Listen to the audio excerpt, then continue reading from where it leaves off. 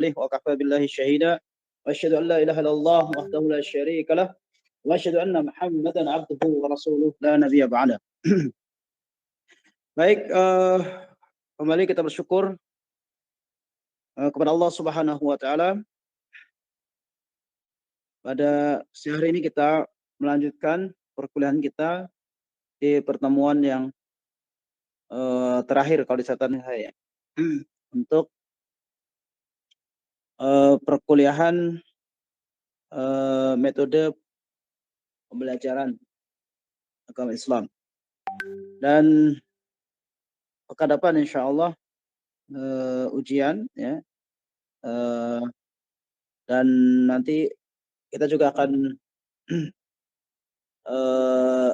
insyaallah akan ditemani ya. Mungkin akan masuk ke Zoom atau ke Google Meet sebentar untuk pengarahan untuk mengenai soal dari ujian. Baru setelah itu nanti bisa mengerjakan masing-masing. Baik, saya minta salah satu dari ikhwah untuk membaca. Silakan siapa yang bersedia membaca Al-Qur'an maksud saya. Fadhal Fadhal. Ustaz Febri.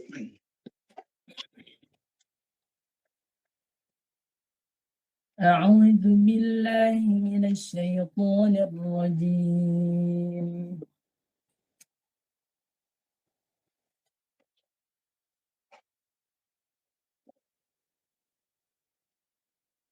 قل أنبئكم بخير من ذلكم للذين اتقوا عند ربهم جنات تجري من تحتها الأنهار خالدين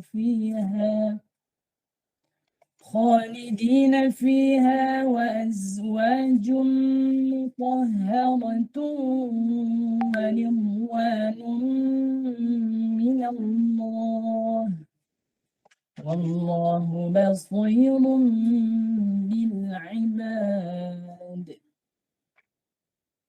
الذين يقولون ربنا إننا آمنا فاغفر لنا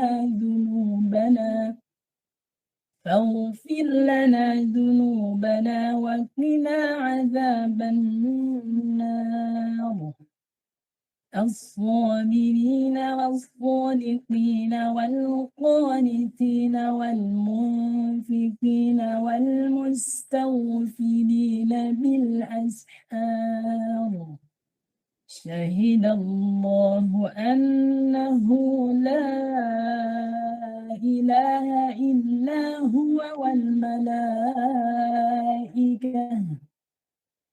والملائكة وأولو العلم قائما بالقسط لا إله إلا هو العزيز الحكيم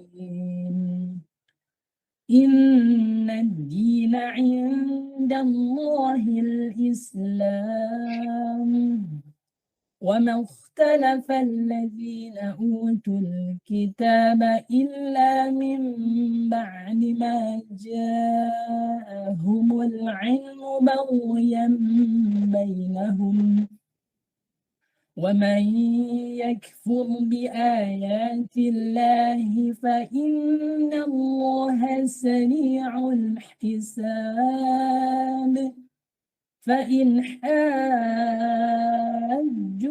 فقل أسلمت وجهي لله ومن اتبعني وقل للذين أوتوا الكتاب والأميين أأسلمتم فإن أسلموا فقد اهتدوا وإن تولوا فإنما عليك البلاغ والله بصير بالعباد. نعم أستاذ. Baik, syukran jazakallahu khairan ala qiraatihi al-mumti'ah, masyaallah. Saya doakan semoga menjadi imam Masjid Istiqlal insyaallah. Amin. Barakallah Fiik. Barakallah. Baik. وبعد ذلك سنعطي فرصة للإخوة الذين له الدور لتقديم مقالة أو محاضرته متعلق بالموضوعات التي قد وزعت أو قد وزع إخواننا رئيس الفصل. Kami persilahkan sekarang masuk ke bab yang berkenaan dengan metode pembelajaran yang berkaitan dengan metode kuantum ya, atau apa ini? Yang belum ini. Ya, total yang bertugas kalau sudah hadir silakan. Bisa juga yang misalnya nggak harus sesuai dengan urutan ya, tapi siapa saja yang sudah siap, sudah hadir bisa langsung menyampaikan presentasinya. Silakan yang sudah hadir bisa menjawab. Nah, bismillah. Oh ya, Masya Allah. Mungkin ada dulu Ustaz, insyaallah. Baik, baik. Fadal. Tafadhal Ustaz Rizwan untuk share screen-nya. Insyaallah, Ustaz.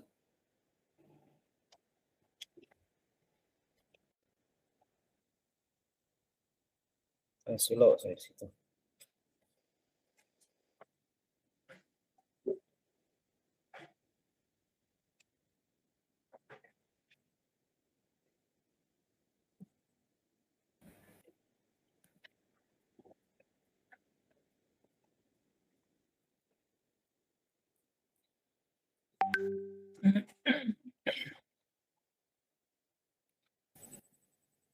Belum tampil, masih proses mungkin. Ustaz. Afwan sudah terlihat, Ustaz? Ya, sudah. Insyaallah. Salah.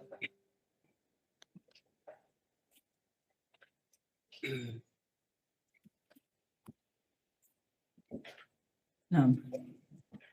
Bismillah, salatu wassalamu ala rasulillah wa ala alihi sahbihi wa mawalah. La hawla wa la quwwata illa billah, amma ba'd. Alhamdulillah, segala puji bagi Allah Subhanahu wa ta'ala yang telah memberikan kepada kita nikmat yang begitu banyaknya sehingga kita bisa lanjutkan kembali perkuliahan kita dengan sistem online ini.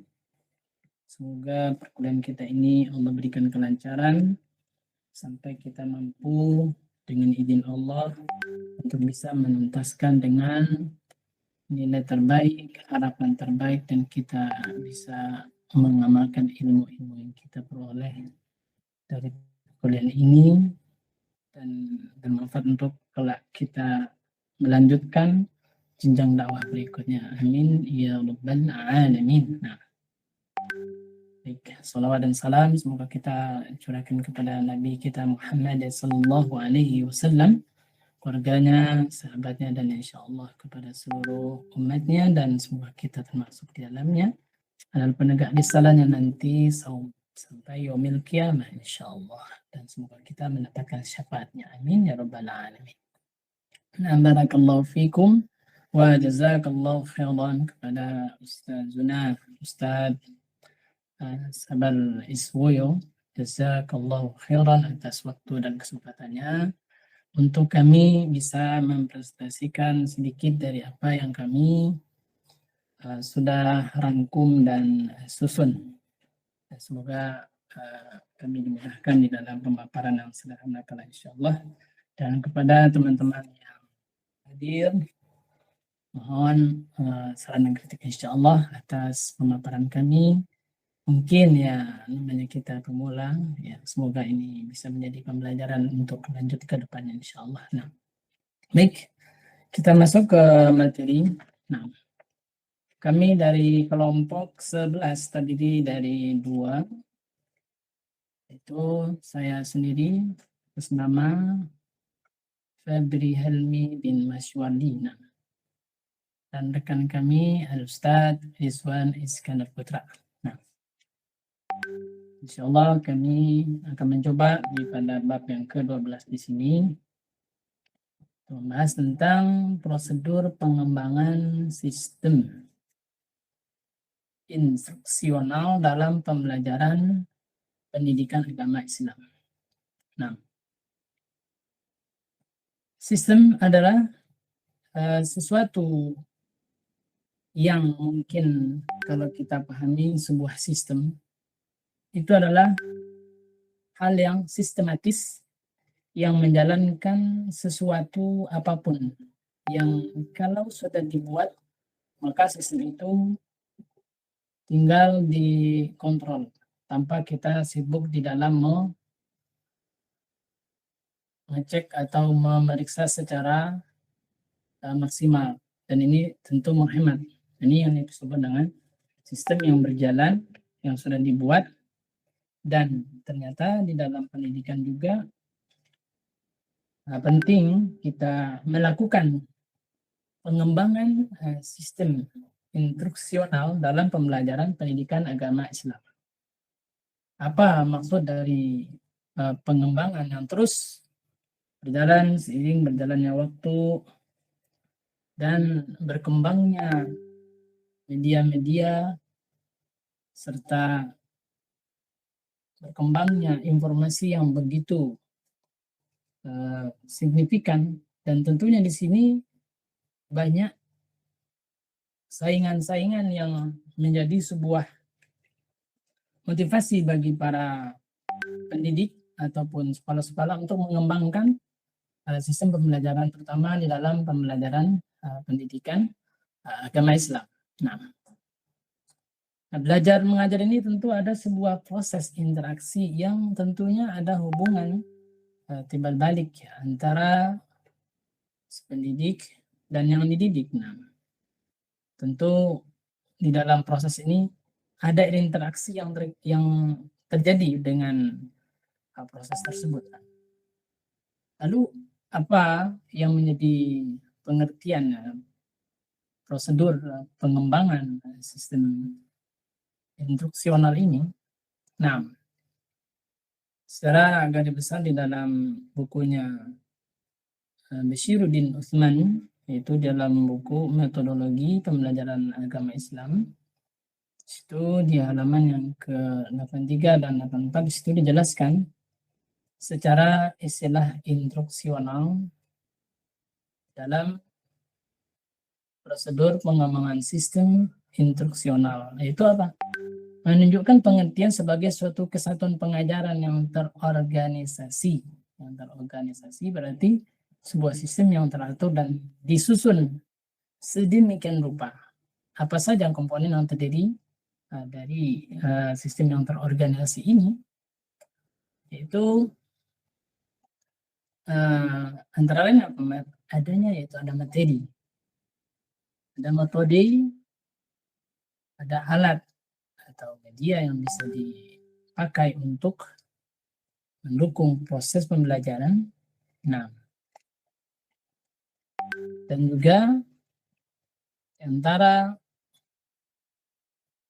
adanya media, alat, sebentar. Afwan Ustaz, jaringan terputus. Oh, jaringan. Laut.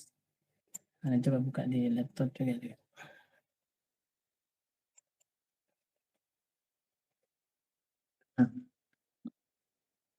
Jadi selain itu ada materi, ada metode, alat, dan juga evaluasi yang kesemuanya itu saling berhubungan di antara komponen-komponen ini. Untuk apa sih yang diinginkan dari sebuah pembelajaran itu agar mencapainya sebuah tujuan pengajaran yang telah ditetapkan. Apa sih kualifikasi yang bisa diraih dari setiap santri atau siswa atau mahasiswa. Nah, ini harapannya. Dan prosedur pengembangan sistem instruksional juga merupakan langkah-langkah pengembangan dan pelaksanaan pengajaran sebagai suatu sistem yang betul-betul untuk mengharapkan tujuan secara efisien dan efektif. Nah, next. Nah, dari prosedur pengembangan sistem instruksional ini banyak para pakar ahli yang mendefinisikan dari berbagai macam. Nah, di antaranya dari pakar yaitu Hamzah, itu Umar Hamalik, Clarence Hamlius, Uruf, dan Atwi Superman. Nah, next. Dari sekian pendapat para ahli yang menjelaskan tentang prosedur sistem instruksional tersebut, nah, kita dapat simpulkan dari beberapa definisi tentang pengembangan itu, maka kita bisa simpulkan dari pemaparan para tim ahli itu, kami singkat di sini, ingat waktu dan teman-teman yang lain, yaitu prosedur pengembangan sistem instruksional adalah suatu pola atau rencana yang sistematis atau struktural dalam memberikan nilai, mendeskripsi, mengidentifikasi. Kalau bahasa singkat di sini, sistem ini bisa dikatakan misalnya di dalam analogi sebuah aplikasi dalam sebuah toko misalnya ya, ada aplikasi Zahid misalnya. Di situ dimasukkan berbagai macam produk-produk, item, harga jual, harga beli, modal, dan penjualan semuanya. Dan itu sangat memudahkan sistem di dalam penjualan tersebut. Sehingga nanti untuk mengetahui keuntungan akhir bulan atau kerugian atau stok name barang, jadi lebih mudah. Ini yang disebut dengan sistem. Dan tentunya di dalam pembelajaran agama Islam ini memiliki sistem yang ingin dicapai supaya kita bisa mampu menilai sejauh manakah para santri, para mahasiswa ini di dalam memperoleh ilmu-ilmu. Nah, ini dibuatlah sistem dan ini terus berkembang sesuai dengan perkembangan. Dulu kita mungkin tidak bisa dengan sistem online seperti ini. Tapi biidznillah dengan pertolongan Allah, dengan perkembangan zaman di era 05 begitu Ustaz ya. Nah, di sini kita bisa menggunakan dengan medsos seperti ini. Dan tentu harapan kita bisa kita memberikan sebuah pertumbuhan dan perkembangan terhadap pendidikan yang bisa dilakukan dengan tanpa batas dan ruang. Gitu. Nah, jadi mengembangkan serta menggunakan komponen sistem pembelajaran. Itu apa? Apa tujuannya? Pendidiknya bagaimana? Materi, media, metode, dan evaluasi. Nah, demi tercapainya tujuan pembelajaran yang diharapkan. Walaupun di dalam pembelajaran yang sejauh ini mungkin bisa diperoleh dan didapatkan dari sistem yang sudah berjalan, ada sebuah nilai yang mampu mempercepat. Kalau dalam metode menghafal, ada yang menghafal dengan cepat dan ada yang menghafal lama. Dan sekarang metode menghafal cepat juga sudah ada langkah atau metode atau sistem yang mengatur untuk itu. Permasalahan, maukah kita untuk melakukannya? Itu saja. Nah, next. Nah, di komponen yang sudah kita jelaskan di awal tadi, dari prosedur pengembangan sistem instruksional yang merujuk pada pengertian prosedur pengembangan sistem instruksional sebagai suatu sistem penerapannya dalam pembelajaran pendidikan agama Islam yang mengandung sejumlah komponen-komponen yang sudah kita jelaskan sedikit, dan ini kita lebih rinci dan kita akan bahas satu persatu. Di antaranya adanya tujuan pembelajaran, pendidik, bahan pelajaran, metode pengajaran, fasilitas dan media pembelajaran, evaluasi hasil belajar. Nah, next. Tujuan pembelajaran. Tujuan pembelajaran instruksional objektif adalah perilaku hasil belajar yang diharapkan terjadi, dimiliki atau dikuasai oleh peserta didik setelah mengikuti kegiatan pembelajaran. Kapan tujuan belajar ini dikatakan memiliki sebuah nilai keberhasilan? Contoh kita di kalangan para santri, para guru ataupun jamaah dalam pengajian-pengajian disebut juga pembelajaran gitu. Nah, namun apakah hasil dari pembelajaran itu kita katakan dia tercapai di dalam, contoh di dalam bersedekah misalkan, keutamaan sedekah, atau keutamaan bagi seorang laki-laki di dalam melakukan sholat berjamaah, atau mereka membaca Al-Quranul Karim. Sudah tertanam nilai-nilai itu, fadilah-fadilah keutamaan yang diperoleh jikalau melakukan hal-hal yang tadi kita sebutkan. Namun di dalam hatinya belum tergerak. Ada hidayatul irsyad yang sudah dia dapatkan semua penjelasan-penjelasan.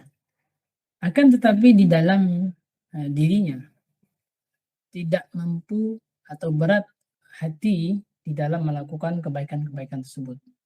Sehingga ini tujuan pembelajaran ya belum bisa dikatakan dia menguasai. Kita paham tentang ikhfa, kita paham tentang tajwid, tentang idgham. Akan tetapi ketika dia mengidghamkan Al-Quran, dia belum mampu. Dia paham tentang hukum huruf ikhfa itu yang mana, tapi di dalam mengikhfakan dia belum bisa. Dan tentu ini bisa dikatakan tujuan pembelajaran itu ya belum mampu secara lisannya, secara praktek akhlaknya dan lain sebagainya.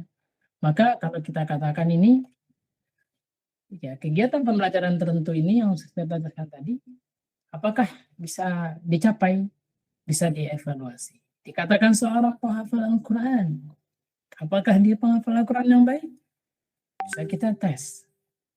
Apakah dia seorang yang beriman? Kata Allah. Kita bisa tes. Allah katakan, ahasiban nas ayutraku ayyakulu amanna la yuftan. Apakah manusia itu mengira ketika mengatakan amanna la yuftan? Apakah Allah biarkan dia mengatakan begitu? Pasti ada ujian. Nah, dari ujian inilah mengerti dan pahamnya kita masuknya, tercapainya tujuan pembelajaran. Nah, next. Nah, di sini aspek-aspek dalam pembelajaran. Para pakar ahli seperti Benjamin S.B. di sini berpendapat bahwa tujuan pendidikan itu harus mengacu kepada 3 aspek. Di sini harus mengacu kepada 3 aspek. Yang pertama yaitu arah proses berpikir atau al-nahiyah al-fikriyah. Jadi arah berpikir di sini adalah salah satu yang seorang pendidik harus mampu menggiring pemikirannya dulu. Proses berpikirnya tuh harus diajak dulu, dibimbing dulu, bisa dengan analogi, bisa dengan permisalan dan lain sebagainya, baru masuk kepada sebuah tujuan materi. Karena jika diberikan langsung materi kepada isi, itu mungkin mereka akan sulit mengerti secara mudah. Nah, makanya arah proses berpikirnya harus diarahkan dulu, digiring dulu, mau dari kemana pemikirannya. Nah, ini aspek yang pertama. Yang kedua, ranah nilai atau sikap gitu. Nah, sehingga ranah nilai atau sikap ini ya di dalam konteks belajar ya, di sini kalau kita katakan dari penilaian dari tim pakar ini adalah aspek di mana nampaklah hasil al-nahiyah al-mauqifiyah ini di dalam praktek kesehariannya. Dan ini yang kadang-kadang kita harus mengajak mereka. Nah, mengajak mereka untuk mampu memberikan sebuah nilai-nilai penghayatan di dalam diri mereka. Penghayatan itu bukan sekedar sikap atau mungkin ketika dia jatuh lalu dia tidak mampu mengucapkan jatuh mengucapkan kalimat istirja inna lillahi wa inna ilaihi raji'un, atau dia malah mengatakan buset dah gitu, mungkin orang Jakarta bilang begitu. Nah, ini perlu tingkat yang ketiga, yaitu ranah psikomotor al-nahiyah al-harakiyah. Apa maksudnya itu? Di situ yaitu aspek ini disebut atau pengamalan, ranah pengamalan di sini. Nah, jadi ranah proses berpikir, kognitif domain, ranah nilai atau sikap afektif domain, ranah keterampilan atau psikomotor ini. Nah, ini adalah aspek-aspek yang untuk bertujuan supaya betul-betul pendidikan itu, tujuan pembelajaran itu tercapai. Nah, dan menurut Nizar juga merumuskan tujuan pendidikan harus berorientasi setidaknya pada 4 aspek itu. Yang pertama, berorientasi pada tujuan dan tugas pokok manusia sebagai adad, hamba, dan khalifah fil ardh. Berorientasi pada tujuan dan tugas pokok manusia. Ini dalam pendidikan agama Islam. Seluruhnya mengacu kepada ke sana. Tingginya ilmu, bahkan sampai doktor, jikalau tidak mampu di dalam mengamalkan berbagai macam kewajiban-kewajiban sebagai hamba, maka ini disebut dengan sebuah tujuan pelajaran yang tidak sampai kepada mereka. Yang kedua, berorientasi pada sifat dasar fitrah manusia. Itu mempunyai kecenderungan pada hanif lewat tuntunan agamanya. Dan tentunya kita katakan anak pondok mampu mempelajari, bahkan membaca kitab dan lain sebagainya. Namun fitrah dirinya sebagai orang yang baik yang sudah dituntun dengan ilmu yang mumpuni, bahkan mereka pun mampu berdakwah, tetapi kita jumpai secara real dalam kehidupan kita, akhlaknya, perilakunya, dan tanggung jawabnya tidak seperti ilmu yang mereka dapatkan, sehingga tidak mendapatkan fitrahnya. Sehingga di dalam berorientasi pada sifat dasar fitrahnya itu hilang. Bahkan kita tidak jumpai kita jumpai bahkan kita lagi melakukan ibadah salat berjamaah, kita tampak kukunya panjang. Nah, ini tentu dia tidak mengamalkan ilmu. Kok kukunya panjang? Salat Jumat kok kuku panjang?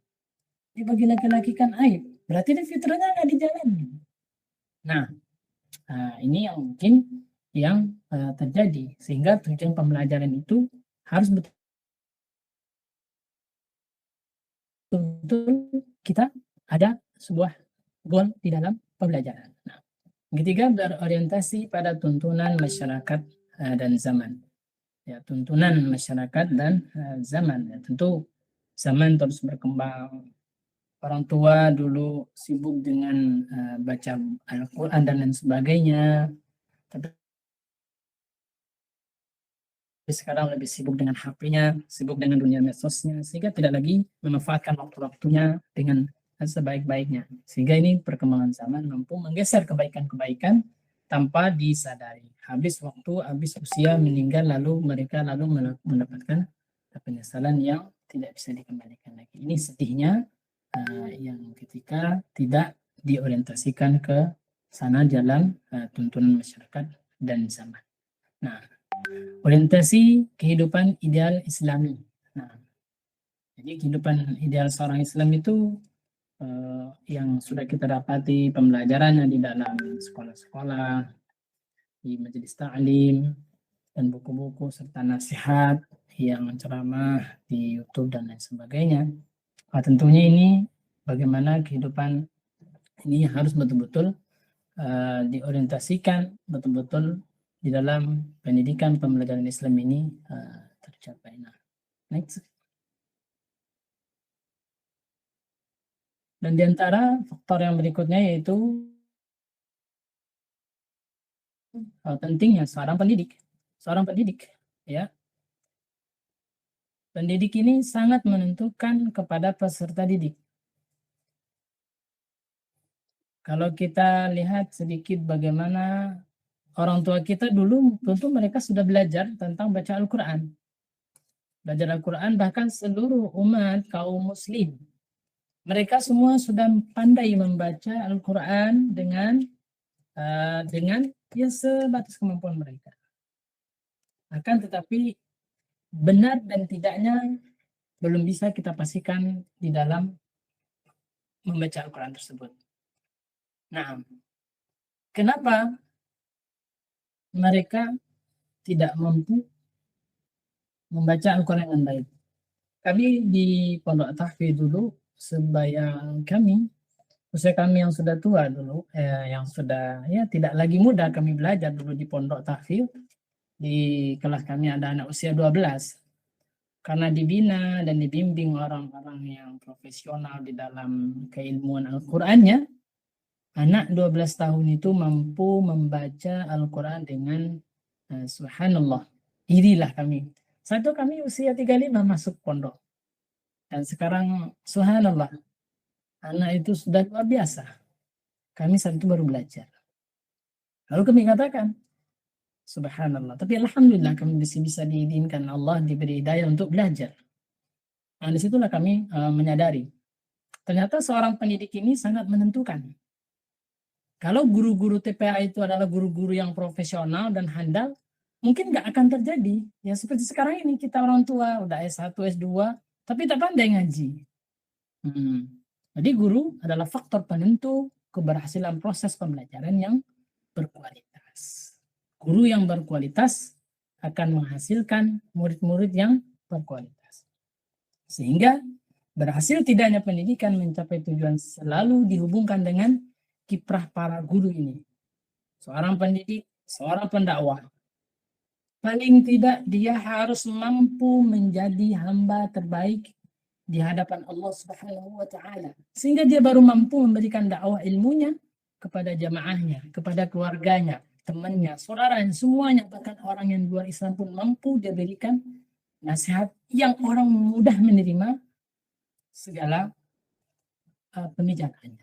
Nah, oleh karena itu, usaha-usaha yang dilakukan dalam meningkatkan mutu pendidikan hendaknya dimulai dari peningkatan kualitas orang pendidik.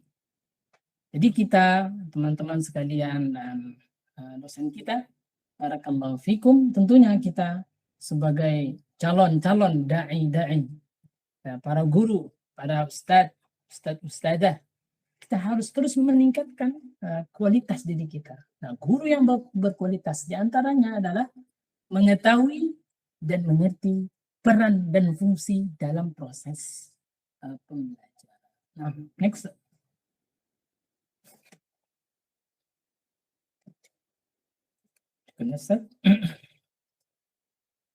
Nah, berikut beberapa hal yang harus diperhatikan guru sebagai pendidik. Nah, kita sebagai pendidik, di antaranya pertama adalah guru harus dapat menempatkan diri sebagai teladan bagi siswanya.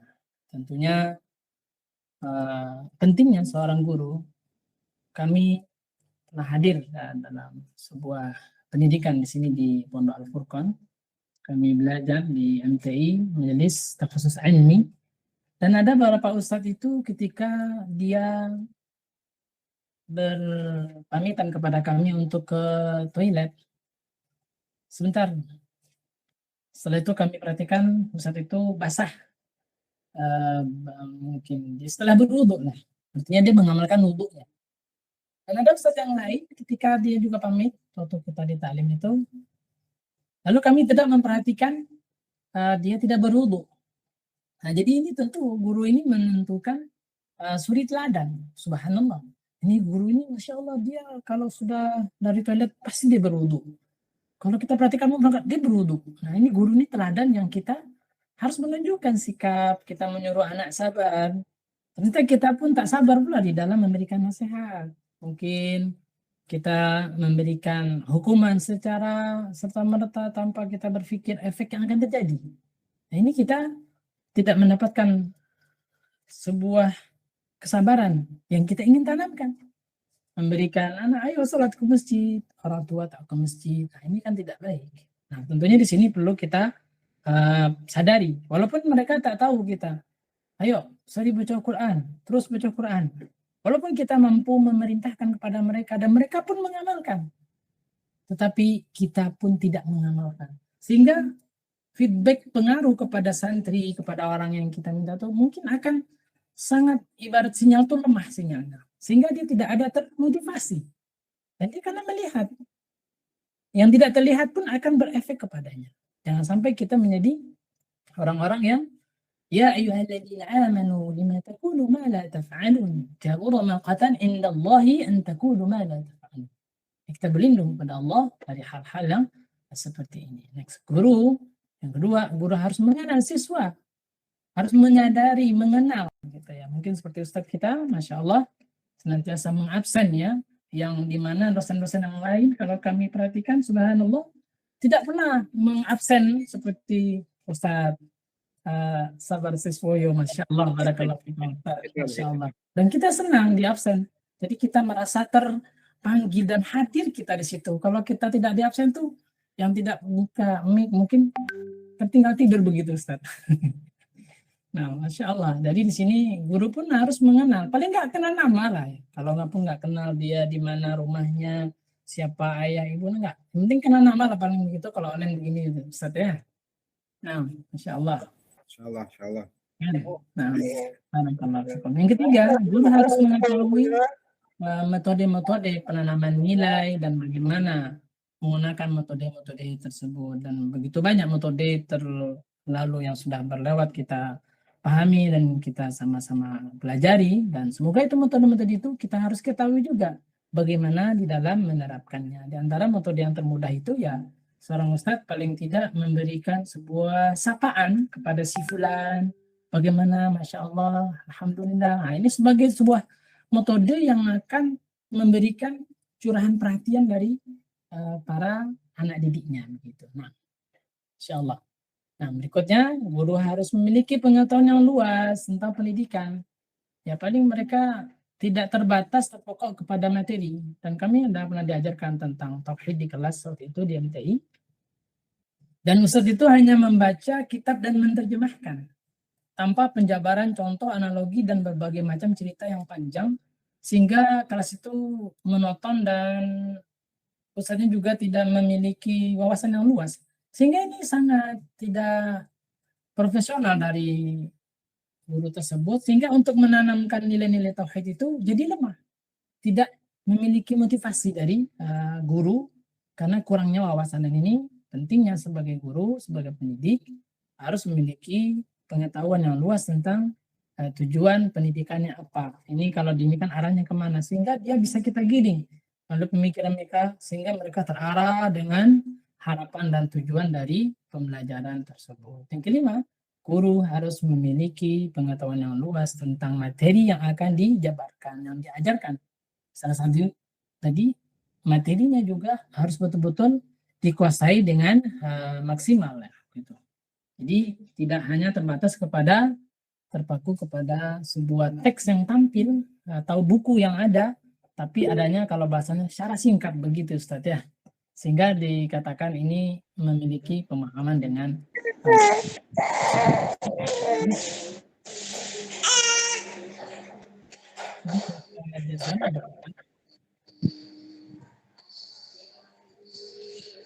berikut yang ketiga untuk yaitu apa Ustaz Dizwan, yang ketiga berikut yaitu bahan belajar. Nah, bahan belajar ini bersumber dari pokok-pokok bahasan yang tercantum di dalam kurikulum. Mungkin kalau di dalam pondok-pondok ada namanya muqarrar yang sudah ditentukan pondok ya, sehingga itu menjadi sebuah acuan. Itu kurikulum ini dibedakan menjadi dua macam, yaitu kurikulum sebagai rencana, itu kurikulum plan, dan kurikulum yang fungsional.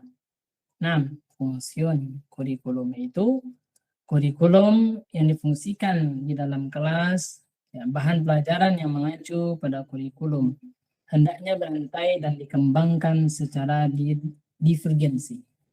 Nah, maksud divergensinya apa? Yaitu bahan acuan atau pembelajaran yang di dalam kelas itu harus betul-betul dikembangkan secara berantai. Ibarat di dalam belajar akidah itu harus runut.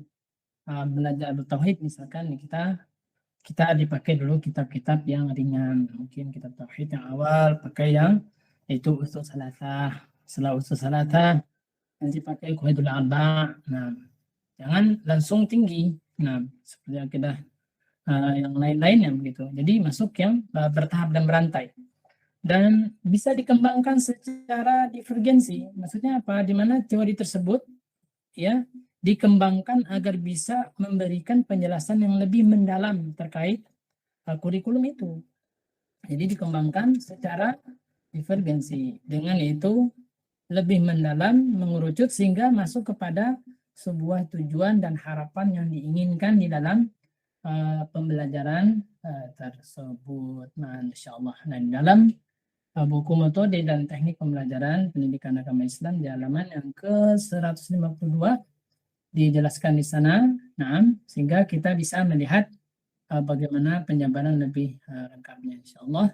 Nanti kita bisa lanjut di pembahasan untuk sesi tanya. Berikut mungkin sampai di sini untuk Ana menyampaikan, dan insyaallah kami serahkan kepada moderator yaitu Ustaz Rizwan untuk melanjutkan pemaparan materi. Sekian dari kami. Wallahu a'lam. Assalamualaikum warahmatullahi wabarakatuh. Waalaikumsalam warahmatullahi wabarakatuh. Baiklah, jazakallah khairan untuk Ustaz Febri Helmi sudah memberikan pemaparan terkait makalah presentasi yang sudah kami sampaikan. Selanjutnya akan dilanjutkan oleh saya sendiri, yaitu komponen-komponen dalam sistem instruksional. Yang selanjutnya adalah terkait metode pembelajaran, ya. Nah, metode pengajaran, ya, dengan kita menggunakan metode pembelajaran dan pengajaran, ya, jelas ini akan mempermudah kita untuk mengontrol dan mengevaluasi serta mengukur keberhasilan di dalam pembelajaran, termasuk di dalamnya pembelajaran agama Islam. Nah, sebagaimana Allah Subhanahu wa taala berfirman dalam surah Al-Maidah ayat ke-35, ya ayyuhalladzina amanu taqullaha wabtaghu ilaihil wasilata wajahidu fi sabilihi la'allakum tuflihun. Hai orang-orang yang beriman, bertakwalah kepada Allah dan carilah jalan yang mendekatkan diri kepadanya, dan berjihadlah pada jalannya supaya kamu mendapatkan keberuntungan. Dan di dalam surah ini Allah Subhanahu wa taala memerintahkan kita untuk mencari wasilah. Ya, wasilah di sini ya kita implikasikan sebagai metode, ya. Metode yang bisa kita gunakan untuk mencapai tujuan pembelajaran pendidikan agama Islam. Yang selanjutnya, di antara komponen-komponen di dalam sistem instruksional adalah fasilitas dan media pembelajaran. Media pembelajaran adalah segala sesuatu yang dapat digunakan oleh guru untuk menyalurkan pesan kepada siswa atau peserta didik, sehingga dapat merangsang pikiran, perasaan, perhatian, dan minat siswa sedemikian rupa sehingga mereka dapat memahami dengan baik dan benar apa yang disampaikan oleh guru. Nah, secara umum, ya, fasilitas dan media pembelajaran mempunyai fungsi sebagai berikut. Yang pertama adalah untuk memperjelas penyajian pesan agar tidak terlalu bersifat verbalistis, yaitu hanya dalam bentuk kata-kata atau lisan semata. Dan di antara fungsi yang kedua adalah mengatasi keterbatasan ruang, waktu, dan daya indera. Misalnya, objek yang terlalu besar bisa digantikan dengan realita atau gambar yang lebih kecil. Selanjutnya, misalnya objek yang terlalu kecil bisa dibantu dengan proyektor, film, dan gambar yang lebih besar. Ya. Selanjutnya, gerak yang lambat atau terlalu cepat bisa dibantu dengan time lapse atau high speed photography, ya, dan lain segala macamnya. Dan di antara fungsi media pembelajaran, ya, yang ketiga adalah dengan menggunakan media pendidikan secara tepat dan bervariasi dapat meminimalisir sikap pasif anak didik terhadap suatu pelajaran. Jadi dengan media pembelajaran akan menimbulkan kegairahan di dalam belajar bagi peserta didik, yang memungkinkan juga untuk interaksi yang terjadi lebih menyenangkan antara peserta didik di lingkungan ruang kelas, dan juga mungkin juga untuk anak didik secara mandiri, ya, belajar secara mandiri menurut kemampuan dan minatnya. Yang selanjutnya di antara fungsi media pembelajaran adalah media pendidikan dengan kemampuan dalam memberikan perangsangan yang sama, mempersamakan pengalaman dan menimbulkan persepsi yang sama. Selanjutnya adalah kaidah di dalam menggunakan media pembelajaran. Ya, meskipun seorang guru benar di dalam memilih media pembelajaran, tapi hal itu tidak menjamin media yang bisa digunakan dengan baik, sebab memilih dan mampu menggunakan media adalah dua hal yang berbeda. Oleh karena itu, guru harus memperhatikan kaidah-kaidah penggunaan media sebagaimana dia harus memperhatikan kriteria ketika memilih media tersebut.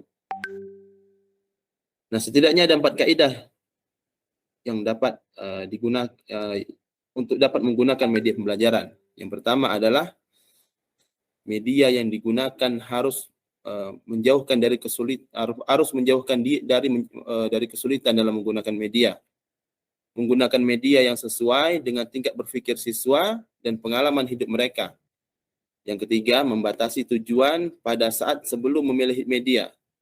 Yang keempat, setelah guru mengetahui kendala-kendala yang dihadapi dalam proses pendidikan, maka guru akan dapat menentukan media apa yang paling tepat digunakan dalam pembelajaran. Yang selanjutnya dan yang terakhir adalah evaluasi hasil pembelajaran. Evaluasi atau penilaian merupakan serangkaian kegiatan untuk memperoleh, menganalisis, dan menafsirkan data tentang proses dan hasil belajar peserta didik yang dilakukan secara sistematis dan berkesinambungan, sehingga menjadi informasi yang bermakna dalam pengambilan keputusan. Dan ada beberapa hal yang harus diperhatikan di dalam penilaian. Yang pertama adalah penilaian diarahkan untuk mengukur pencapaian kompetensi dasar peserta didik. Yang kedua, penilaian atau evaluasi menggunakan acuan kriteria, yaitu berdasarkan apa yang bisa dilakukan peserta didik setelah mengikuti proses pembelajaran dan bukan menentukan posisi seseorang terhadap kelompoknya. Yang ketiga, sistem yang direncanakan adalah sistem penilaian yang berkelanjutan. Yang keempat, Pemilihan bentuk penilaian dalam silabus harus memperhatikan kemampuan-kemampuan yang dapat mendorong kemampuan penalaran dan kreativitas siswa serta sesuai dengan ciri khas dari mata pelajaran yang bersangkutan. Yang kelima, penulisan bentuk penilaian harus disertai dengan aspek-aspek yang akan dinilai sehingga memudahkan dalam pembuatan soal-soalnya. Yang keenam, penilaian tidak bersifat diskriminatif. Yang ketujuh, penilaian mengacu kepada prinsip diferensiasi. Yang kedelapan, penilaian mengacu kepada tujuan dan fungsi penilaian. Yang kesembilan, sistem penilaian harus disesuaikan dengan pengalaman belajar yang ditempuh dalam proses pembelajaran. Yang kesepuluh, hasil penilaian dianalisis untuk menentukan tindak lanjut. Nah, itu mungkin yang dapat kami sampaikan terkait prosedur pengembangan sistem instruksional. Saya ucapkan jazakallah khairan atas waktu yang diberikan. Mungkin selanjutnya kami kembalikan kepada Al-Ustadz Sabar Siswoyo untuk melanjutkan, apakah dilanjutkan dengan kelompok selanjutnya atau mungkin kami buka dengan tanya jawab, Ustaz. Kelompok selanjutnya, kayaknya ini kita ada 3 ini presentasi, jadi kita lanjutkan ke tugas berikutnya. Nah, baiklah, syukran jazakumullah khairan. Tentu ini luar biasa tadi ya, dari sampaikan oleh para presenter hari ini yang luar biasa mengenai pengembangan evaluasi, kemudian pengembangan yang perlu dikembangkan di dalam pendidikan, prosedur instruksional dalam pengembangan pembelajaran pendidikan agama Islam, yang tentu tadi dijelaskan secara panjang lebar mengenai pendidik dan seterusnya. Ya, nanti silakan bisa dipelajari lagi di slide yang sudah dibagikan. Mohon maaf untuk pertanyaan kita sementara di pending dulu. Nanti kalau dari petugas presentasi sudah menyampaikan semuanya, baru kita buka pertanyaan, dan itu kalau masih ada waktu, karena waktu kita terbatas. Mungkin di kesempatan ini kita berikan kesempatan dulu yang bertugas presentasi, karena memang mereka sudah persiapkan. Tentunya kalau tidak dipresentasikan belum maksimal. Ya. Syukran jazakumullah khairan pada Ustaz Febri ya, dan Ustaz Rizwan. Selanjutnya kami persilakan yang kelompok berikutnya sudah hadir. Sudah hadir Ustaz. Baik. Ba'dahu tafadhal mashkura li al-muhadir al-thani li ilqa al-muhadarah. Tafadhal.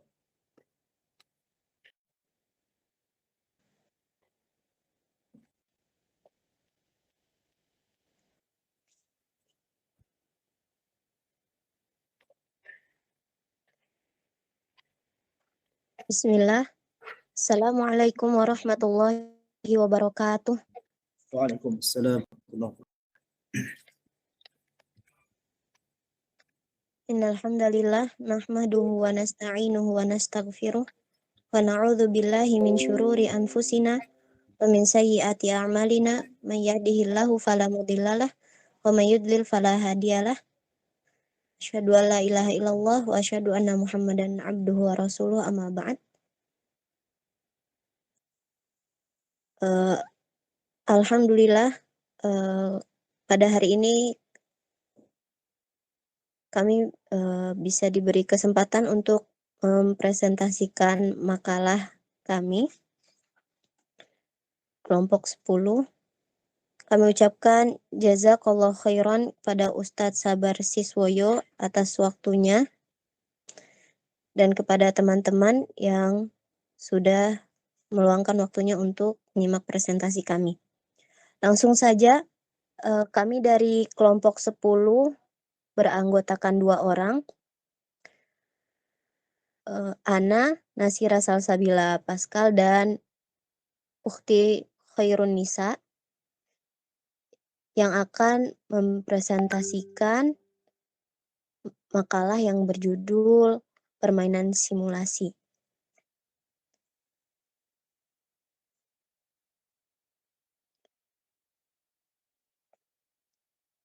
Kami langsung masuk kepada pembahasan pertama, poin A, pengertian permainan simulasi.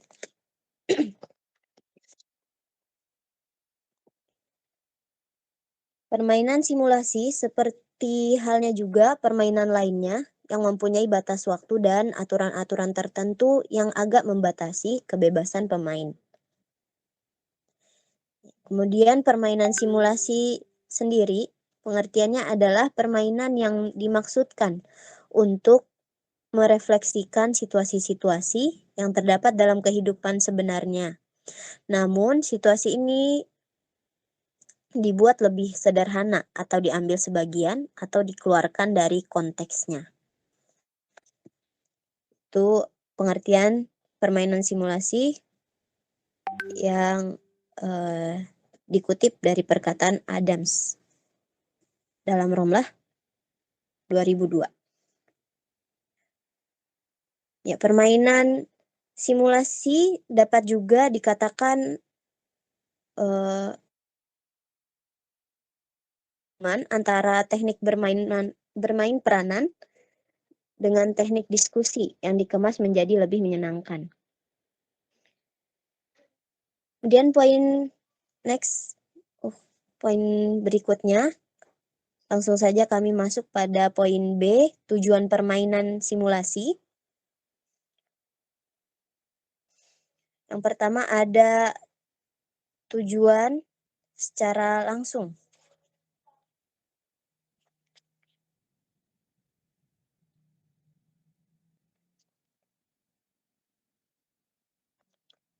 Permainan simulasi secara langsung memiliki 3 tujuan. Yang pertama, melatih keterampilan tertentu, baik yang bersifat profesional maupun bagi kehidupan sehari-hari. Yang kedua, untuk memperoleh pemahaman tentang suatu konsep atau prinsip. Dan tujuan yang ketiga, permainan simulasi juga melatih untuk memecahkan masalah. Next, permainan simulasi memiliki tujuan juga yang tidak langsung.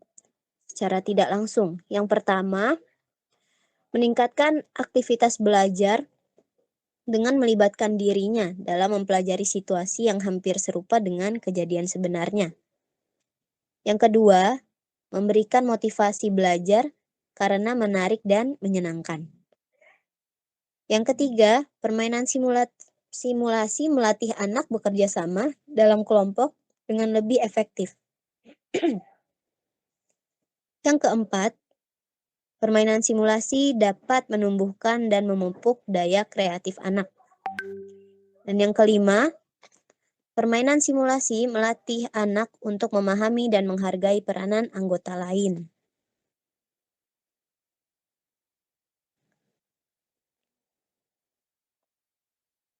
Sekian yang dapat Ana presentasikan. Untuk poin berikutnya, insya Allah akan disampaikan oleh Ukhtina Khairun Nisa.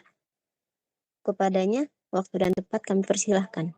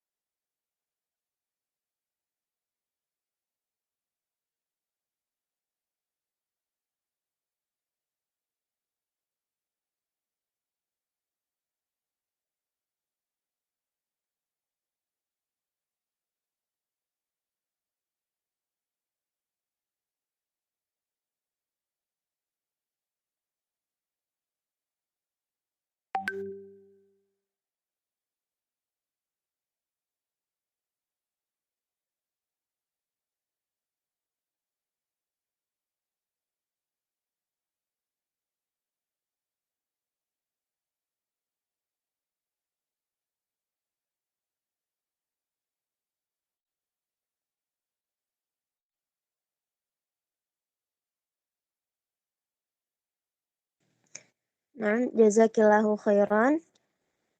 Kami ucapkan untuk Ukhti Khairun Nisa atas pemaparan materinya.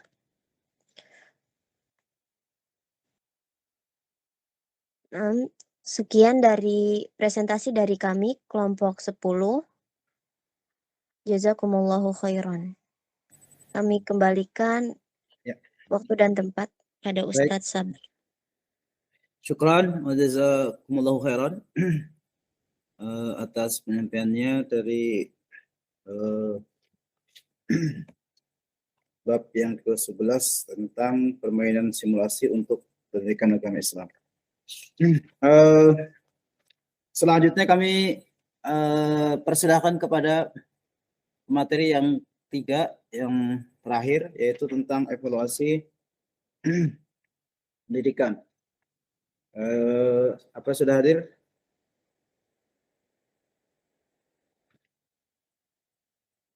Yang bertugas sudah hadir? Hadir Ustaz.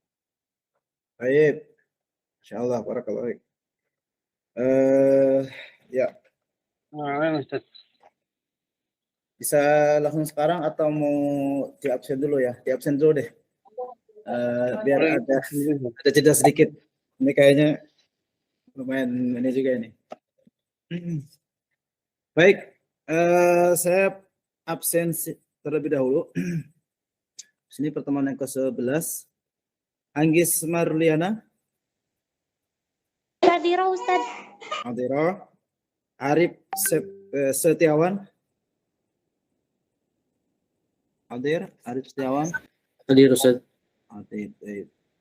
Saya sambil lihat ke ininya, layarnya. Baik.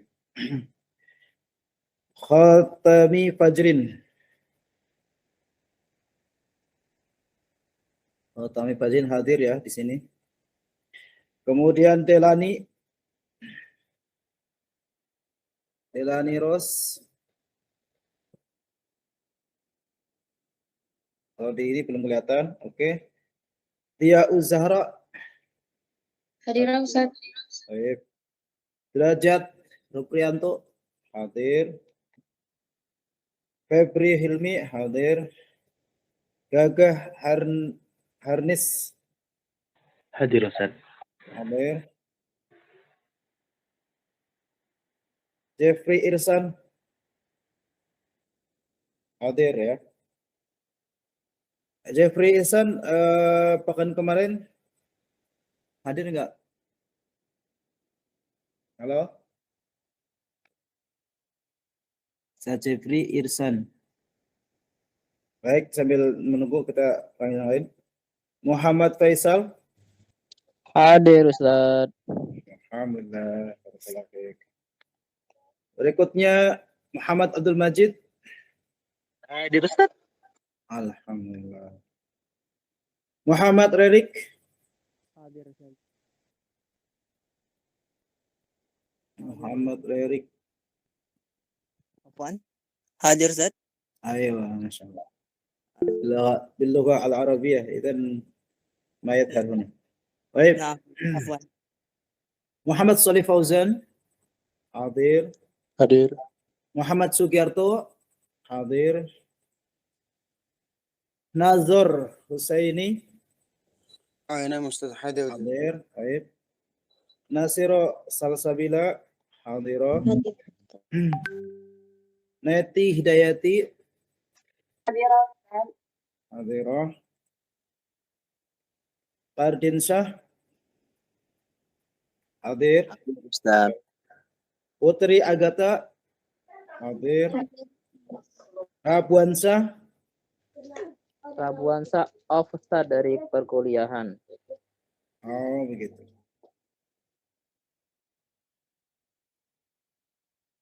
Oke. Mundur ya. Baik, berikutnya Ratna Ningsih. Hadir Ustaz. Hadir. Rizwan Iskandar. Hadir Ustaz. Hadir. Sahara. Izin. Pekan lalu hadir nggak ya? Sahara. Untuk pekan lalu hadir?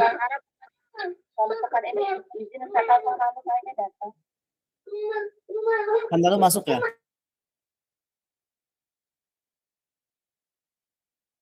Hadir. Oke, Anggis Nuriana hadir ya. Oke, ya, Anggis Nuriana hadir. Hadir. Baik, berikutnya Sumaya Ainul. Sumaya. Berikutnya belum ada suara ya. Wahid Saifuddin hadir ya. Yusuf Ibnu Kahono hadir. Hadir Yusuf, Ustaz. nah, Yusuf Sarhan hadir. Khairun Nisa hadir.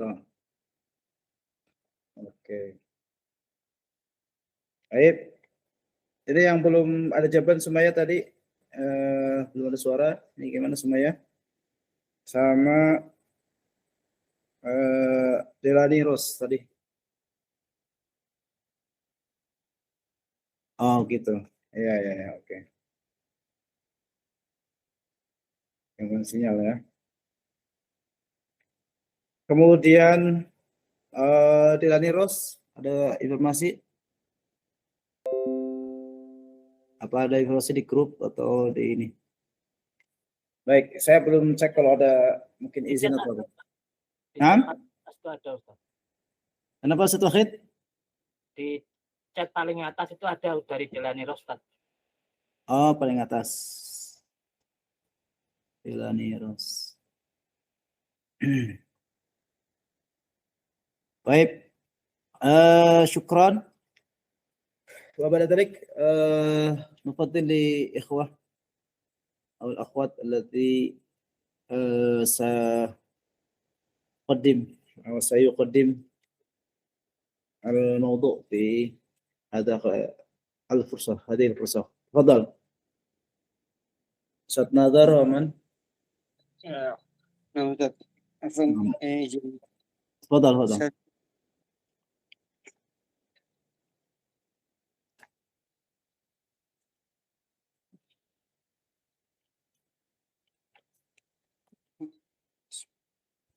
Bismillahirrahmanirrahim. Assalamualaikum warahmatullahi wabarakatuh. Alhamdulillahirabbil alamin. Wa bihi nasta'inu ala umuri dunya waddin. Wassalatu wassalamu ala asrofil mursalin wa ala alihi wa ashabihi ajma'in.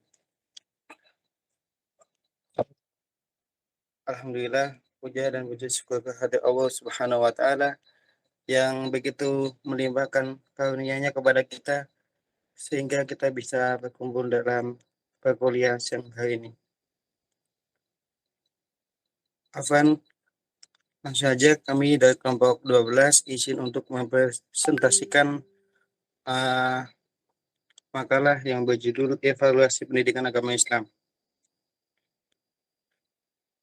yang disusun oleh kelompok 12. Yang pertama Nada Husaini, saya sendiri. Kedua Muhammad Sugiarto. Ketiga Muhammad Abdul Majid Aziz. Next. Pengertian evaluasi pendidikan.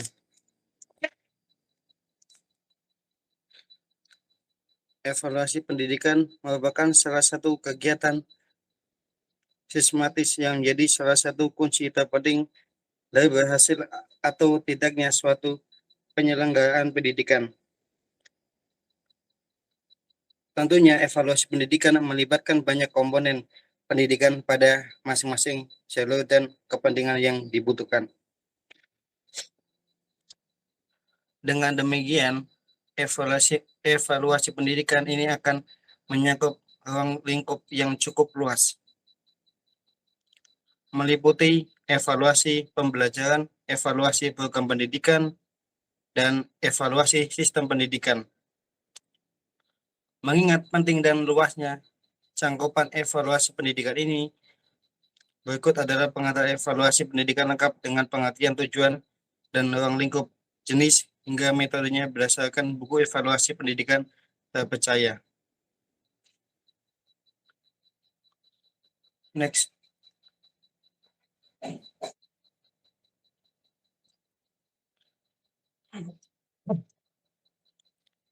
Tujuan evaluasi pendidikan.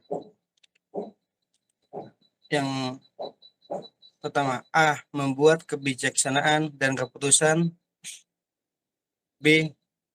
Menilai hasil yang dicapai para pelajar. C. Menilai kurikulum. D. Membuat kepercayaan kepada sekolah. E. Memonitor dana yang telah diberikan. F. Memperbaiki materi dan program pendidikan. Next. Prinsip-prinsip evaluasi pendidikan. Evaluasi adalah penilaian tentang suatu aspek yang dihubungkan dengan situasi aspek yang lain. Dalam evaluasi ada beberapa prinsip yang harus diperhatikan, antara lain A. Prinsip kesinambungan. Evaluasi tidak hanya dilakukan sekali atau 2 kali saja, tetapi harus dilaksanakan secara terus-menerus, seperti halnya dalam dunia pendidikan. Misalnya mulai dari proses belajar mengajar sambil memperhatikan keadaan peserta didiknya hingga tamat sekolah. Dalam Islam sangat dianjurkan prinsip ini, karena yang berpegang pada prinsip ini, keputusan yang diambil oleh seseorang menjadi jelas dan stabil. Quran surat Fussilat ayat 30. Serta dapat menghasilkan suatu tindakan yang menguntungkan. B. Prinsip menyeluruh. Dalam prinsip ini melihat semua aspek dan kepribadian, ketajaman hafalan, pemahaman, ketulusan, kerajinan, sikap kerjasama, dan tanggung jawab lainnya. Karena tidak semua peserta didik dapat menguasai seluruh atau beberapa pengetahuan atau keterampilan secara utuh.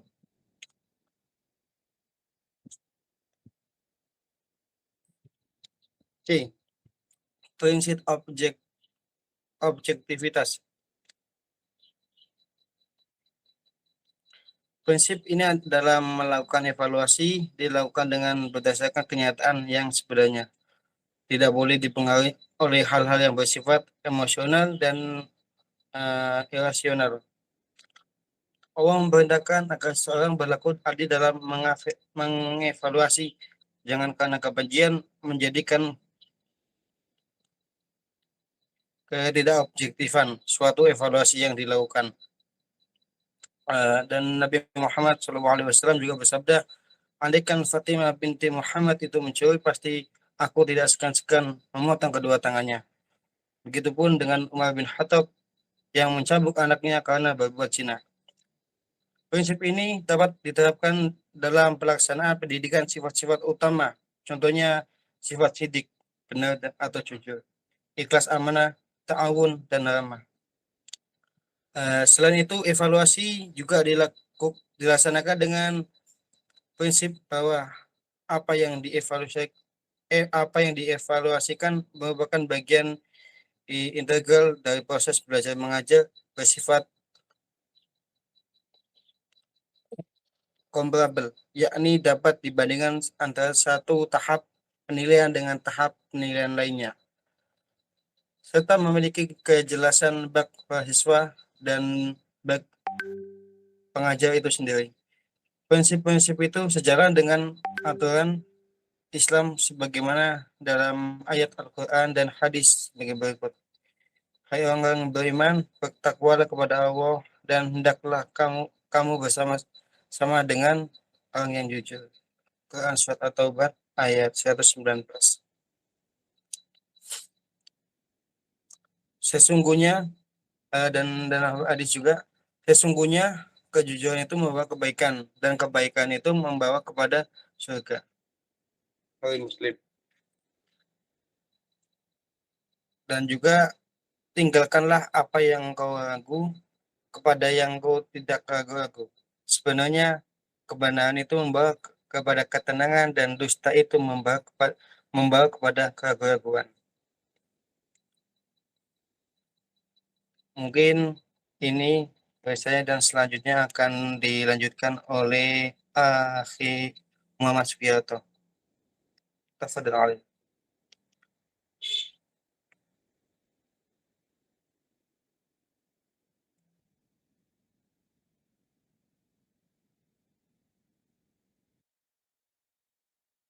Apa Ustadz dan teman-teman, Ana lagi di jalan, ini lagi cari rest area gitu. Mungkin bisa digantung dulu sementara. Apa nih? Apa sih Dan? Untuk Abdul Aziz.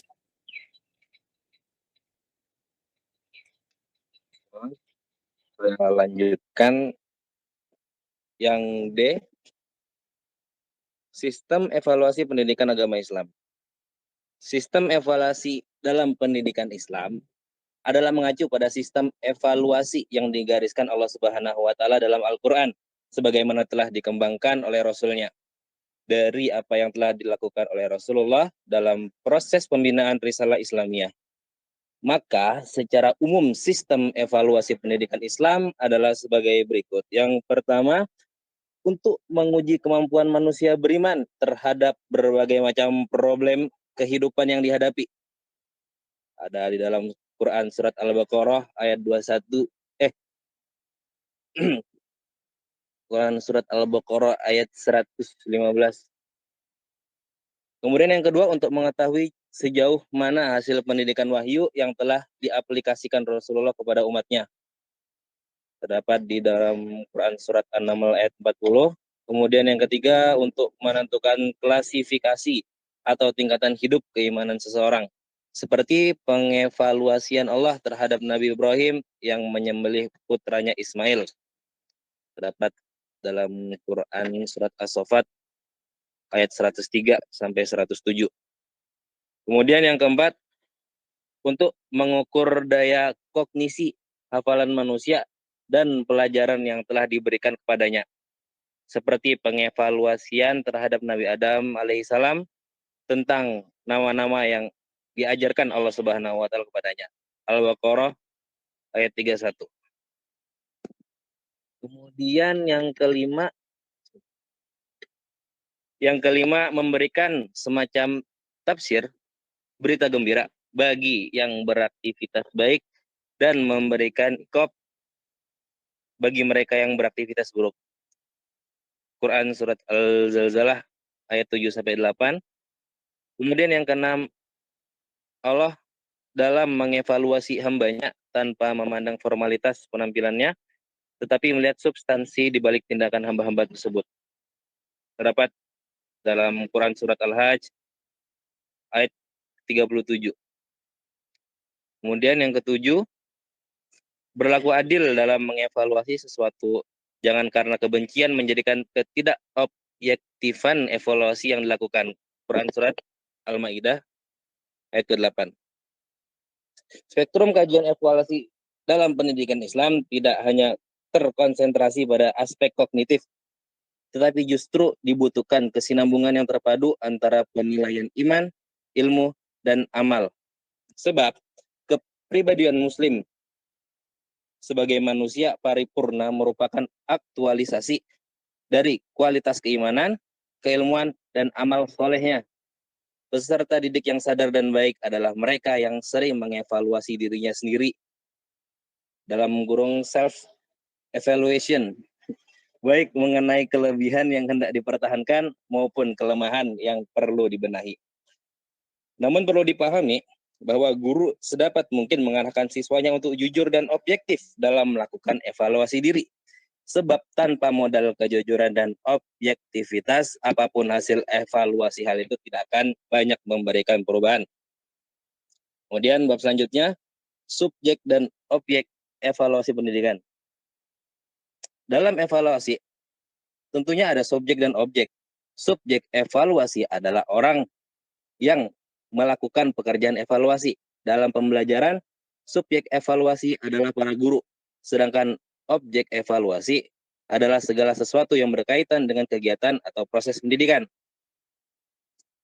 Menurut Sultan, ada beberapa aspek yang ada dalam objek evaluasi, yakni aspek kemampuan, aspek kepribadian, dan aspek sikap. Keterkaitan antara ketiga aspek tersebut digambarkan sebagai berikut. Berikut gambarnya. Kemudian lanjut ke bab selanjutnya, fungsi evaluasi pendidikan. Selain aspek evaluasi, fungsi evaluasi dalam pembelajaran juga sangat menentukan arah dan tujuan yang ingin dicapai dalam sebuah pembelajaran. Ada beberapa fungsi evaluasi dalam pendidikan. Fungsi tersebut dapat dibedakan menjadi fungsi umum dan khusus yang secara spesifik dikemas sebagai berikut. Fungsi evaluasi pendidikan. Yang pertama yang umum ada mengukur kemajuan, kemudian yang kedua menunjang penyusunan rencana, kemudian yang ketiga memperbaiki atau menyempurnakan kembali. Berikut yang khusus, yang B. Yang pertama ada didaktik. Nomor yang pertama bagi peserta didik, dorongan perbaikan dan peningkatan prestasi. Kemudian bagi pendidik sendiri, yang pertama ada fungsi diagnostik, kemudian fungsi penempatan, kemudian fungsi selektif, fungsi bimbingan, dan fungsi intrasional. Kemudian yang kedua ada psikologis, efek bagi peserta didik adalah untuk mengenal kapasitas dan status dirinya, dan bagi pendidik untuk kepastian dari hasil usahanya. Kemudian yang ketiga administratif, bisa memberikan laporan, memberikan data, dan memberikan gambaran. Kemudian bab selanjutnya pendekatan evaluasi pendidikan. Dalam melakukan evaluasi dapat dipergunakan 3 pendekatan sesuai dengan keperluannya. Yang pertama, penilaian dengan ukuran mutlak. Dalam penilaian ini, guru terlebih dahulu menentukan kriteria keberhasilan siswa secara mutlak. Misalnya, siswa dikatakan berhasil baik apabila dia dapat mengerjakan semua soal penilaian dengan benar, atau dapat diperhitungkan beberapa persenkah tingkat keberhasilan siswa tersebut dibandingkan dengan jumlah skor yang harus diperoleh. Apabila dia menjawab semua soal penilaian dengan benar, presentase semacam ini bisa disebut sebagai tingkat keberhasilan atau tingkat penguasaan bahan atau mastery level. Tingkat penguasaan ini kemudian dapat dijadikan cara pula untuk menentukan nilai dalam skala tertentu. Misalnya skala 0 sampai 10 atau 10 sampai 100 dan sebagainya. Pada umumnya, pendekatan ini digunakan dalam penilaian formatif. Karena dengan pendekatan ini diantaranya guru dapat mengetahui misalnya tingkat penguasaan setiap siswa dalam mempelajari suatu satuan pelajaran, sehingga dengan demikian guru dapat mengetahui bahan pembelajaran dalam satuan pelajaran. Penilaian model ini dalam pembelajaran pendidikan agama Islam bisa digunakan untuk menilai materi-materi yang bersifat kognitif seperti materi tentang sejarah kebudayaan Islam, fikih, ataupun akidah. Kemudian yang kedua, penilaian dengan ukuran relatif. Dalam penilaian dengan pendekatan ini, kriteria keberhasilan tidak ditetapkan sebelumnya, tetapi bergantung kepada keberhasilan umum dalam kelompok siswa yang sedang dinilai.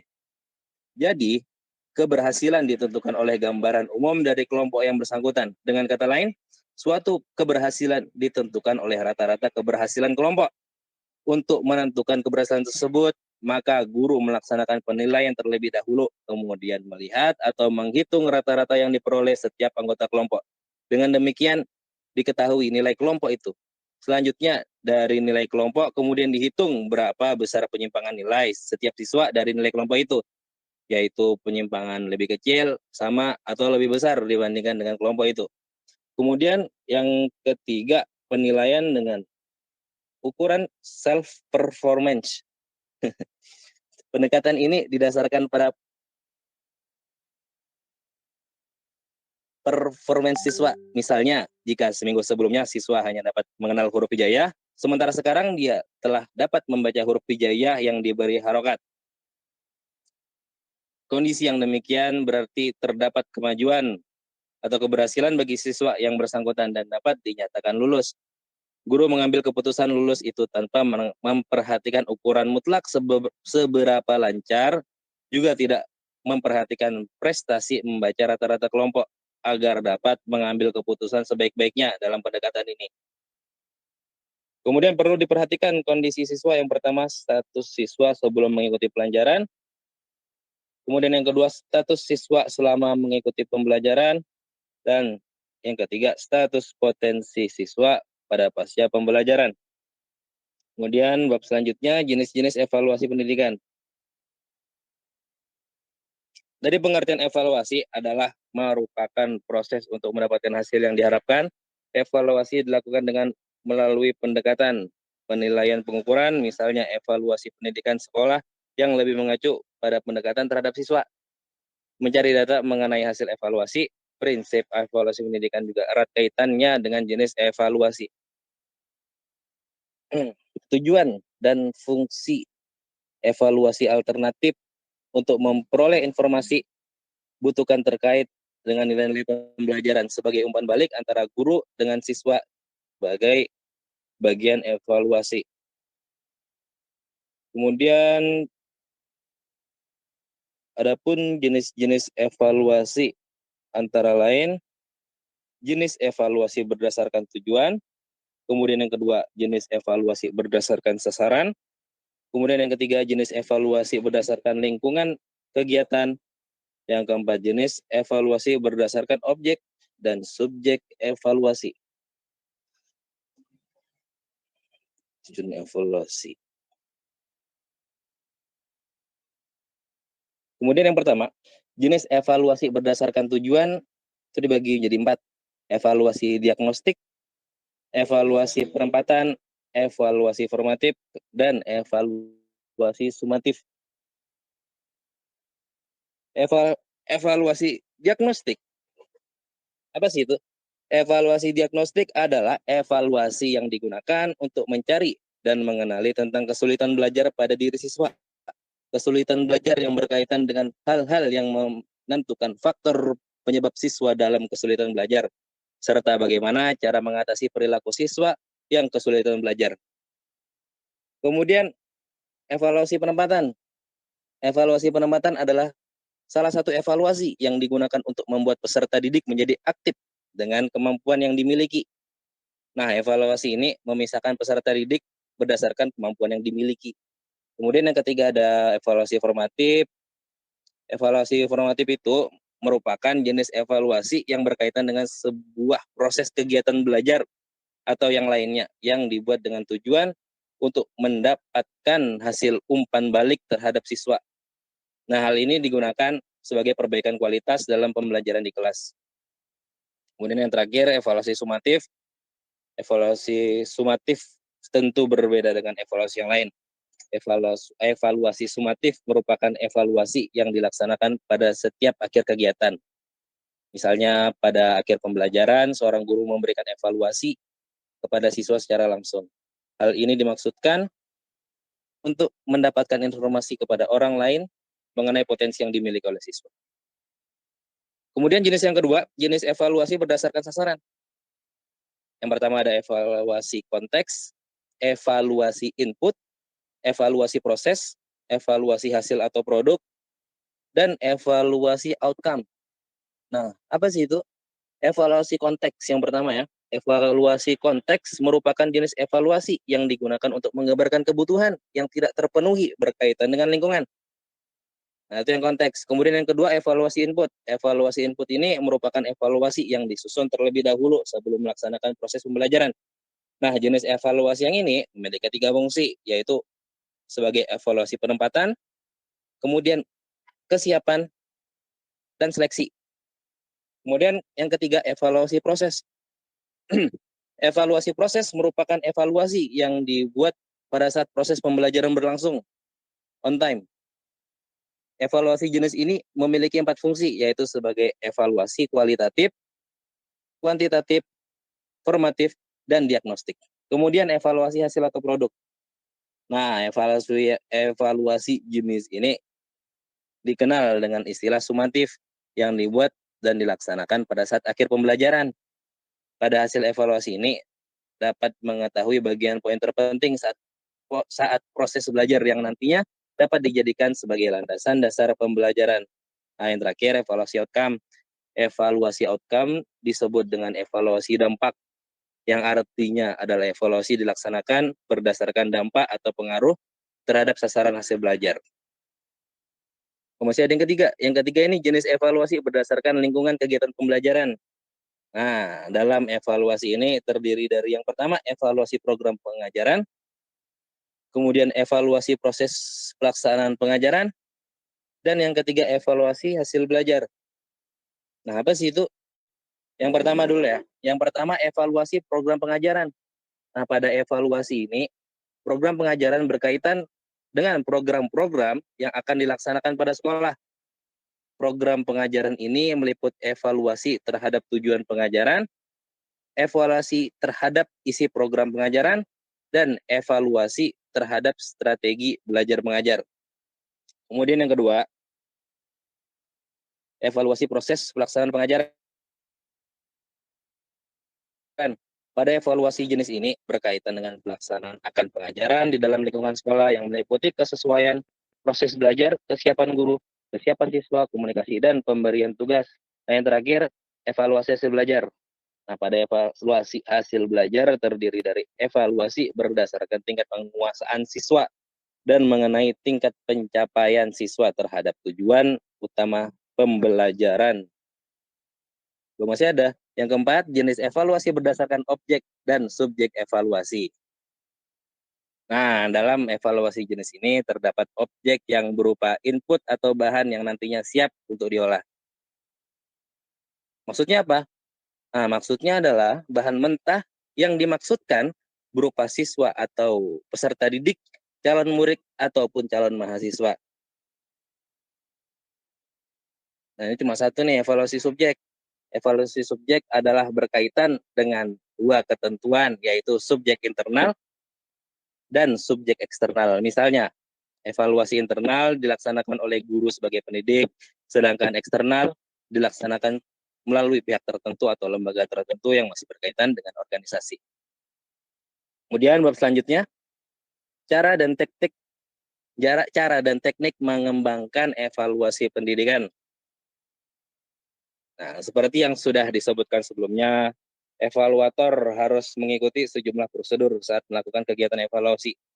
Hal tersebut bertujuan agar evaluasi yang dilakukan sesuai dengan kebutuhan, efisien, sistematis, dan bisa dipertanggungjawabkan. Adapun prosedur atau cara pengembangan evaluasi pembelajaran antara lain adalah yang pertama, merencanakan evaluasi. Nah, perencanaan ini memegang peran yang sangat vital dalam evaluasi. Tujuan perencanaan adalah untuk memfasilitasi proses pengumpulan data sehingga pertanyaan terkait efek pembelajaran bisa valid. Perencanaan evaluasi mencakup beberapa tahapan, yakni yang pertama melakukan analisis kebutuhan, kemudian menentukan tujuan penilaian, kemudian mengidentifikasi kompetensi dan hasil pembelajaran, kemudian yang keempat menyusun kisi-kisi, yang kelima mengembangkan draft, kemudian yang keenam melakukan uji coba dan analisis soal, dan yang terakhir revisi dan merakit atau membuat instrumen soal yang baru. Kemudian yang kedua, pelaksanaan evaluasi. Nah, setelah model, jenis objek, instrumen, dan sumber data evaluasi dipersiapkan, langkah kedua adalah pelaksanaan evaluasi. Pelaksanaan evaluasi bisa dilakukan dengan dua cara, yaitu yang pertama itu yang non-tes, yang tidak pakai tes untuk mengetahui adanya perubahan sikap dan perilaku peserta setelah proses pembelajaran. Instrumen yang digunakan antara lain bisa berupa angket, pedoman wawancara, pedoman observasi, skala sikap, dan lain sebagainya. Kemudian yang kedua yaitu dengan cara tes.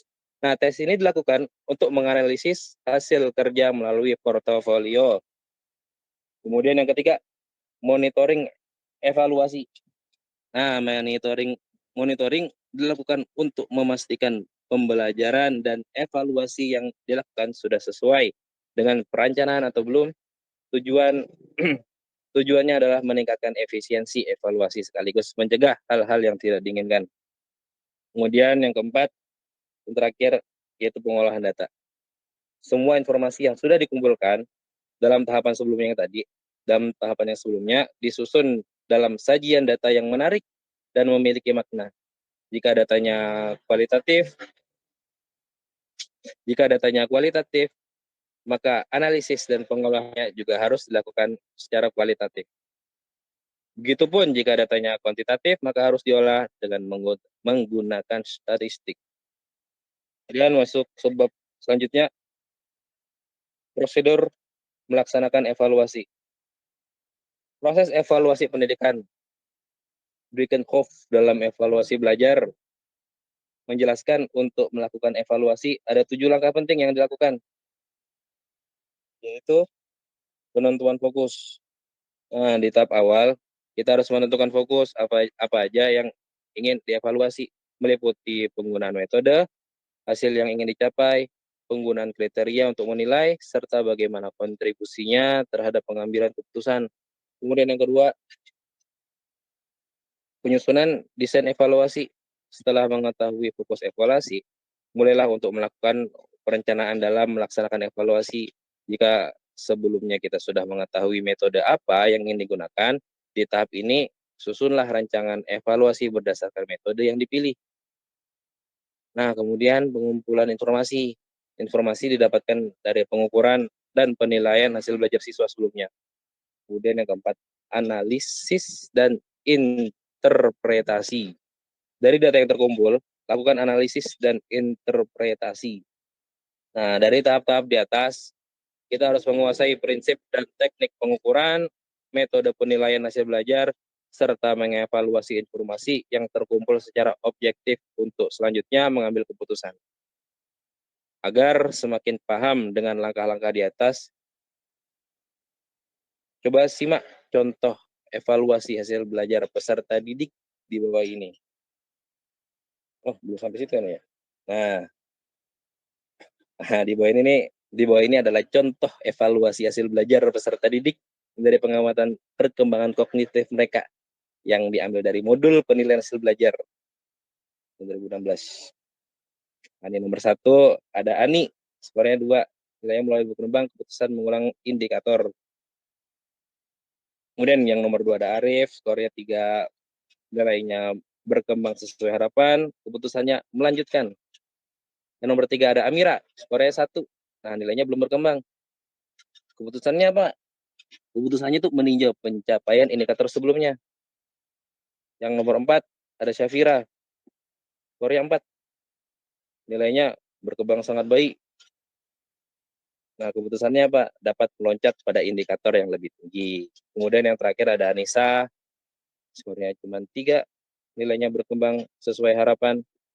Keputusannya melanjutkan indikator berikutnya.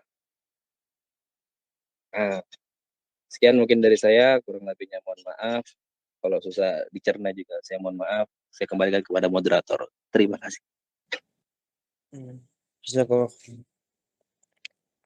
Mungkin cukup sekian dari kami. Saya kembalikan ke dosen. Assalamualaikum warahmatullahi wabarakatuh.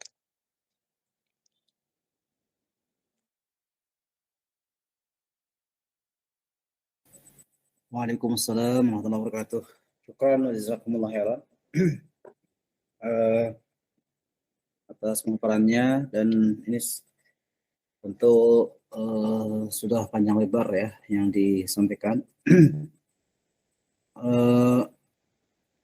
Jadi mohon izin mungkin untuk hari ini kita nggak buka pertanyaan ya, nggak diskusi dulu karena waktu sudah lewat, dan tadi sudah ada beberapa juga yang sudah menyiapkan izin HP sudah lowbat katanya. Nah, jadi kita juga maklumi, dan tentu ini menjadi hal yang perlu kita kembangkan nanti masing-masing di antara kita dari metode dan teknik pembelajaran pendidikan agama. Dengan materi yang telah kita bahas bersama, yang Masya Allah satu buku ini selesai ya, luar biasa. Ada 13 bab dan semuanya terbahas. Ini tentu bekal yang sangat berharga ya, dengan metode-metode yang ada, yang harapan kita tentu menjadi guru-guru yang inspirator ya, menjadi inspirasi bagi siswa atau siswi yang kita ajar, yang kemudian menjadi guru-guru terbaik. Juga motivasi besar juga untuk mengajar ya bagi yang belum mengajar.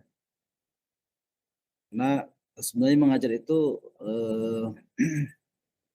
harus jadi hobi juga ya, bukan hanya sekedar tugas dan tanggung jawab dalam pekerjaan, tetapi kita juga harus menikmati dan menjadikannya itu sebagai bagian dalam proses mengembangkan kepribadian kita, ya, mengembangkan potensi kita, mengembangkan ilmu kita. Itu semuanya nanti kita dapatkan dengan mengajar ya. Kita semakin bisa berinteraksi dengan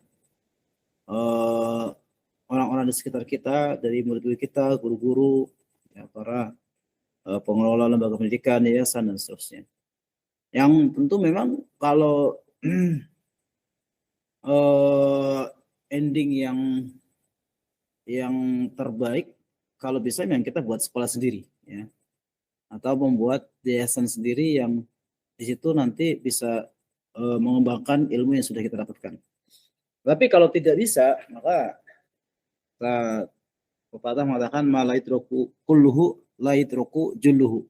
Apa yang tidak didapatkan secara keseluruhan, maka janganlah kau tinggalkan yang sedikit. Ya. Dan tentu hidup ini adalah proses ya. Kita bisa menjadi guru dulu, kemudian setelah dapat ilmu kita kembangkan lagi, bisa menjadi katakan misalnya investor di sekolah, misalnya kalau memang kita punya rezeki harta berlebih dan punya kemampuan untuk jadi investornya, kemudian juga menjadi pendiri sekolah kalau memang kita sudah mampu ya. Dan semuanya berproses. Ala kulli hal, sebagai ikhtitam, karena ini pertemuan yang terakhir, di pertemuan yang ke-11 itu pertemuan yang ke-12, insya Allah kita akan ujian untuk pekan depan, dan nanti untuk ujiannya insya Allah saya hanya akan berikan pertanyaan 5 pertanyaan saja, dan bentuknya esai yang berupa uraian ya, yang nanti bisa dijawab, bisa diketik ya, atau jika boleh tulisan tangan dan nanti dijabri ke saya. Ya, saya kirim nomornya ini. Silakan kalau yang belum punya nomor saya, nomor 1-354-687-404. Nanti bisa di WA dan di japri, dan nanti insya Allah kita juga akan sampaikan soal itu di classroom ya, insya Allah. Dan insya Allah nanti admin juga akan masukkannya di grup WhatsApp untuk ujiannya. Baik, sebelum saya akhiri, barangkali ada pertanyaan, kami persilakan mengenai ujian atau mengenai, kalau kisi-kisi saya tidak memberikan kisi-kisi. Intinya saya sampaikan bahwa itu ada 5 saja. Dan karena materi kita adalah paling inti dalam metode dan teknik pembelajaran, maka pelajarilah di bagian itu. Maksudnya jangan ke SDM-nya atau misalnya ke evaluasinya. Ini evaluasi kan nggak terlalu nyambung sebenarnya ya. Tapi saya di situ, ini kisi-kisinya saja ya. Saya di situ yang berkenaan dengan metode-metode di dalam pengajaran ya. Karena mata kuliah kita adalah metode dan teknik. 5 soal saja insya Allah. Baik, tidak ada pertanyaan insya Allah. Sudah jelas semuanya ya. Ya, tafadhal Muhammad Ririk.